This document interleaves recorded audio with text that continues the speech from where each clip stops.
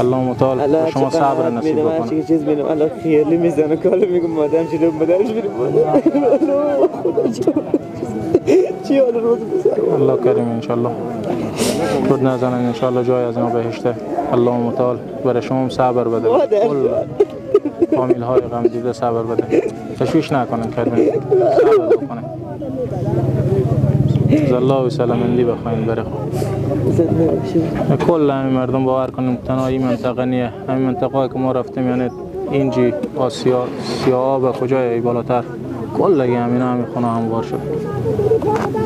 چند روز جلویتر به ترکیه چی حادثه شد، چقدر مخلوق رفت. به لیبیا مثلا چی حادثه سنگینی شد. الله برید بازم زیاد مسلمان‌ها درمان اخونا بود سیمانی بود زیر دیوار میوارش بمونده. آخه ما بدیدیم آخه من به ایران بودم وقتی دیدم بغل ما هیچ بال نمی آورد.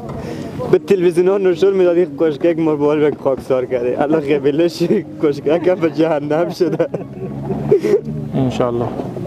الله دو کشکک میدید چه خبر. صبر و سلامت داشته باشید. اللهم تعالی صبر بده به شما. زنده باشید. موفق باشید.